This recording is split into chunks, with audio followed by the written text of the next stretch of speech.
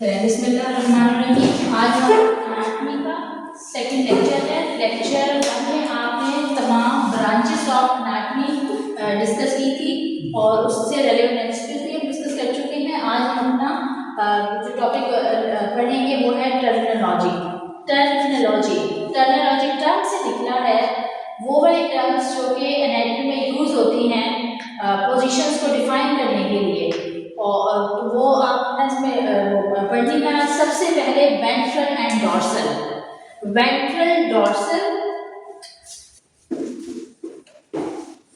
Ventral and dorsal, anterior या ventral posterior. अच्छा, जो वेंट्रल पार्ट होता है, the part of body which is present in front और नियर टू द एब्डोमेन, ये जो आपका फ्रंट पार्ट है, इसे हम क्या कहते हैं, पोस्टीरियर साइड। और जो आपका बैक पार्ट है अवे फ्रॉम द एब्डोमेन है, वो क्या कहलाता है, या वो डॉर्सल कहलाएगा या फिर हम उसके लिए एक और टर्म यूज करते हैं पोस्टीरियर। डॉर्सल या फिर posterior. The part which is present near to the back side और इज कॉल्ड डॉर्सल और पोस्टीरियर। दो टर्म समझ आ गई, क्लियर है ये दो टर्म। नेक्स्ट है सुपीरियर एंड इंफीरियर। देखिए ये तो अपनी मतलब टर्म्स जो है वो उससे भी अपने नाम से भी जाहिर कर रही हैं कि हमारी डेफिनेशन क्या होगी। Superior and inferior. Superior a part of the body which is present towards upper side is called as the superior part and the part which is present at the lower side is called as the inferior part. Next है medial line. The line which divides the body into two equal right and left parts is called as the medial line. देख रहे हैं medial, किससे दिखता है, medial line, medium से या middle कह सकते हैं इसको। The part of the body is divided into two halves, two equal halves, या वो लाइन की पास करिए मिडिल लाइन से, उसको हम क्या कहते हैं, medial line। ये हम कर क्यों रहे हैं, हम सिर्फ क्या करने के लिए, डिफाइन करने के लिए। जब डायग्नोसिस बना रहे होते हैं ना, तो फिर पोजीशन को डिफाइन करने के लिए ये वाली टर्मिनोलॉजीज जो है वो यूज की जा रही होती हैं। The equal right left and is called the, दो इक्वल हाफ को डिवाइड करें, राइट हाफ और द लेफ्ट हाफ, तो उसको हम मीडियल लाइन कहते हैं। वो लाइन जो दो पार्ट्स को डिवाइड करती है बॉडी के। Medial, the parts of the body that is present near to the medial line is called as the medial line। अब ये पार्ट है, ये बॉडी है, इसको दो हिस्सों में डिवाइड कर दिया गया है। अब वो वाले आज़ा जो इस मीडियल लाइन के करीब करीब होंगे उसे हम क्या कहेंगे, मीडियल पार्ट्स कहेंगे, ऐसा है। अब मीडियल लाइन से करीब करीब है ना, अगर आपके यहाँ पे मीडियल लाइन है, यहाँ पे इंटेस्टाइन मौजूद है, वो मीडियल लाइन से करीब है तो हम उसको कह रहे हैं, या स्टमक है वो मीडियल लाइन से करीब है उसको। लेकिन ये जो आपका वो है किडनीज है, ये मीडियल लाइन से क्या हो गए हैं, अवे हैं, तो हम वो medial part medial line is called the medial. जो मीडियल लाइन से करीब होंगे पार्ट्स, तो उसको हम क्या कह रहे हैं, medial. Lateral, the parts of the body which is present away from the medial line. मैंने दोनों को एक्सप्लेन कर दिया, मीडियल लाइन के करीब है उनको मीडियल कह रहे हैं, जो अवे हैं उसको हम क्या कह रहे हैं, लेटरल। डीप, सिंपल टर्म से जाहिर है, डीप क्या है, any part which is away from the surface is called deep. E g. Bones are deep to the skin. Bones का सबसे पहले क्या मौजूद है, स्किन है, सबसे ऊपर जो है स्किन है, स्किन के अंदर जो है नेटवर्क ऑफ आर्टरीज और वेन्स है। और चले जाए उसके बाद सबसे डीप जो है ना वो क्या मौजूद है, bone marrow, bone marrow, bones मौजूद है।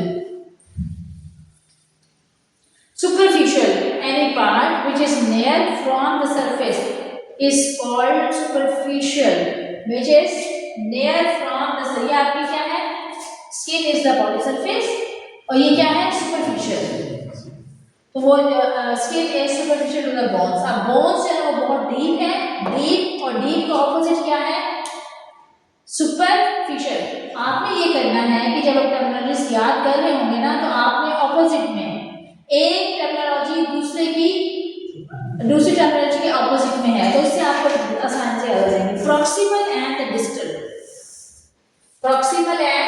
डिस्टल। ये शोल्डर है, ये देखें आप, ये शोल्डर है, ये देखें ये शोल्डर है, ये है प्रॉक्सिमल पार्ट, और ये कौन सा पार्ट है, ये है distal part.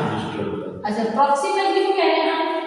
It is the part which is present near to the reference point. Let's suppose ये जो शोल्डर है ना, ये हमारा क्या है, जो शोल्डर है आपके, ये क्या है, रेफरेंस पॉइंट है, ये आपका रेफरेंस पॉइंट है।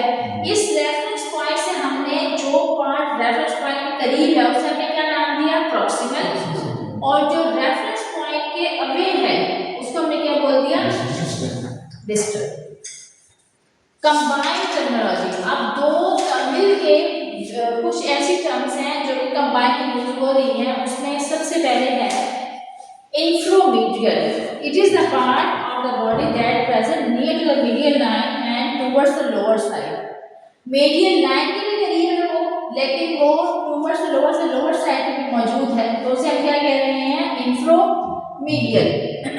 अच्छा, इप्सिलेटरल, इप्सिलेटरल क्या होगा, two parts of the body that present at the same side। इप्सी का मतलब क्या है, सेम। टू पार्ट, जैसे ये देखें, right leg, right hand, same उसमें मौजूद है ना, तो उसको हम कह रहे हैं इसे। अब है कॉन्ट्रालैटरल। कॉन्ट्रालैटरल कौन सा है,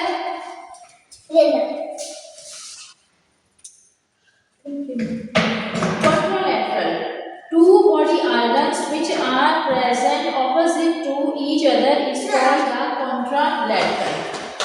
टू पार्ट वो जो ऑपोजिट होंगे एक दूसरे से, वो क्या कहलाएंगे, कॉन्ट्रा।